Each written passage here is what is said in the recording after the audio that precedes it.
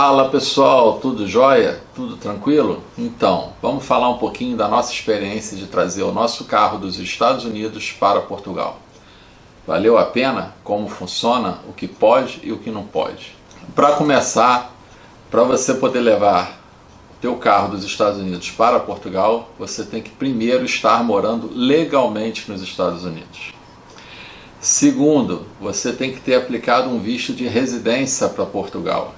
Esse visto tem que estar aprovado no seu passaporte. E em terceiro, o teu carro tem que estar quitado com no mínimo 1 ano antes dessa aprovação do teu visto. Esses são os 3 principais itens que te importam para você começar a pensar nesse processo. Ok, e quais são essas vantagens? Quando você tem essa aprovação, você fica isento do imposto de importação. Ou seja, você não vai pagar os impostos de importação do teu carro americano para Portugal, para dar entrada em Portugal. E isso é uma grande diferença, porque os carros em Portugal são muito mais caros que os carros nos Estados Unidos. Só para terem uma ideia, se vocês compararem qualquer carro, vamos comparar um Jeep Compass hoje nos Estados Unidos, começa em $23 mil, que ele já vem com uma motorização de 2.0 com automático, enquanto que esse mesmo carro em Portugal ele estaria próximo dos 45 a 50 mil euros, é praticamente o dobro do preço. Aqui em Portugal os carros normalmente têm pouca motorização, eles são normalmente na faixa de 1.3, 1.5, então quando você pega um carro inicial que começa na faixa de 22, 23 mil euros, eles começam com esse tipo de motorização.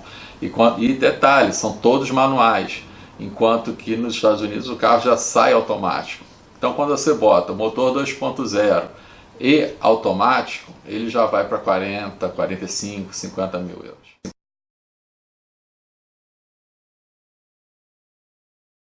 Quanto ao nosso carro, que é um Jeep Patriot, ele custou na faixa de 22 mil e poucos dólares quando a gente comprou.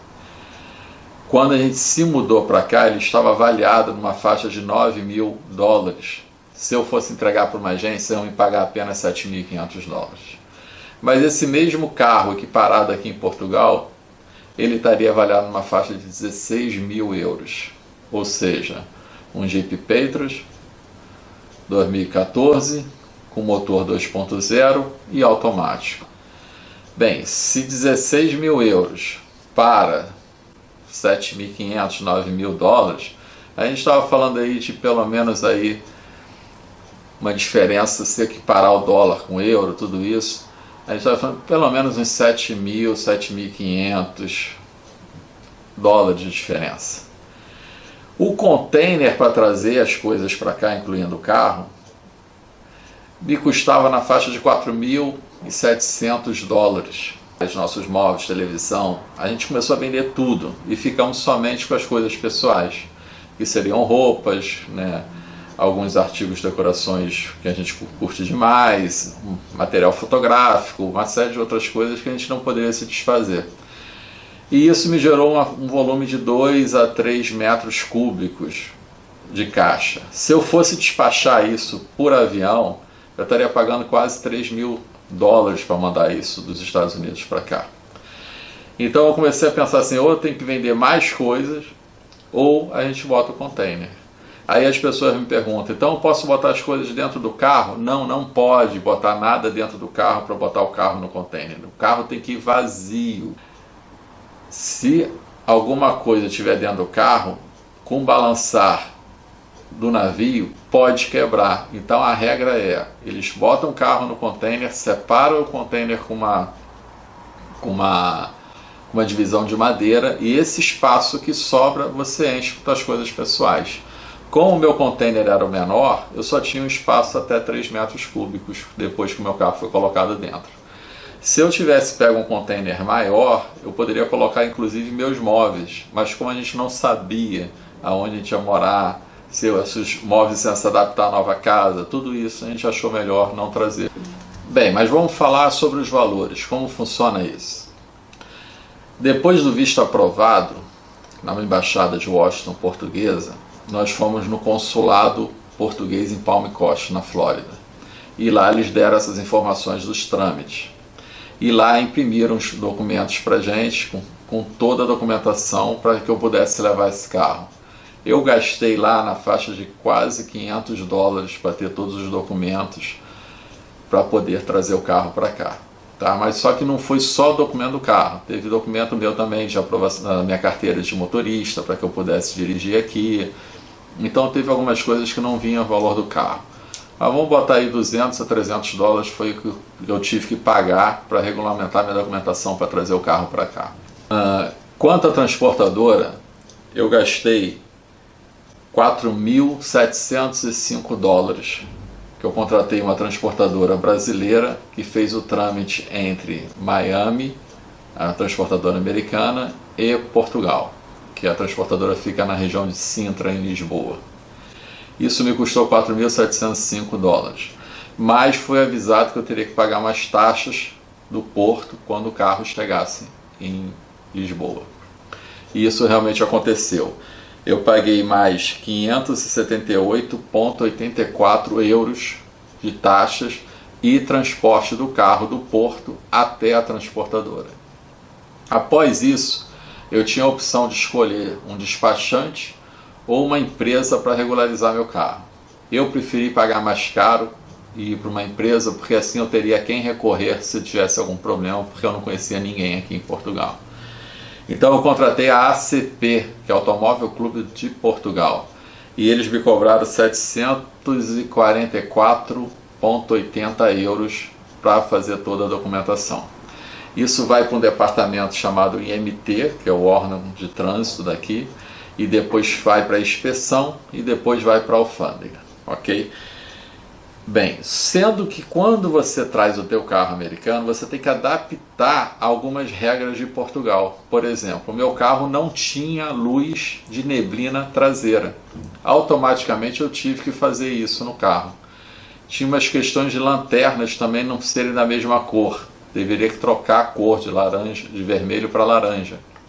Então essa adaptação eu botei numa empresa que trabalha diretamente com as concessionárias da Jeep, e eles me cobraram 350 euros para fazer a adaptação. E depois eu paguei 78,44 euros para fazer a inspeção do carro.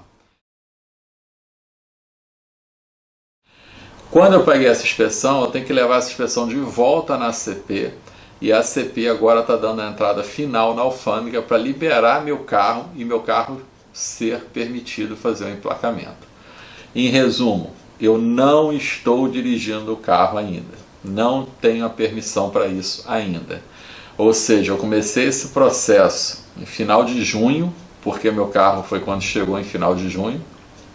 Ele demorou mais ou menos 25 dias dos Estados Unidos para cá. Nós estamos no dia 12 de outubro e até agora eu não posso andar com o carro. Tem muitas informações ainda que ainda estão no ar, que eu ainda não tenho certeza. Me disseram que eu só posso vender o carro depois de 1 ano comigo aqui em Portugal. Mas se eu vender depois de 1 ano e antes de 5 anos, eu sou obrigado a pagar os impostos de importação. Em resumo, eu vou ter que ficar com o carro 5 anos para não pagar os impostos de importação. Será que isso vale a pena? Será que eu vou morar aqui 5 anos? Eu não sei. E será que se eu pagar os impostos de importação, eu vou estar perdendo dinheiro na hora de vender o carro? Não vai estar valendo a pena? Eu também não sei. Enfim, a pergunta que vocês talvez estejam querendo me fazer: valeu a pena? Você traria um outro carro se você estivesse mudando dos Estados Unidos para Portugal hoje? A minha resposta é: acredito que não. Eu não traria outro carro. Mas por quê? Não é pelos valores então, porque eu ainda não tenho certeza dos valores, mas pelo fato da burocracia de ter que estar esperando esse tempo inteiro para poder dirigir o meu carro. Se eu não tivesse trazido meu carro, tivesse comprado um outro carro aqui, eu já estaria rodando normalmente. E hoje eu estou bem limitado porque eu tenho que esperar toda essa burocracia. E que é previsto ainda demorar mais 1 mês aí no mínimo, pelo que eles estão falando. Então é isso, gente. Vou trazer novas informações mais para frente, assim que meu carro for liberado, e os custos totais final de quanto custou isso, ok? Um abraço aí para todo mundo e fiquem com Deus.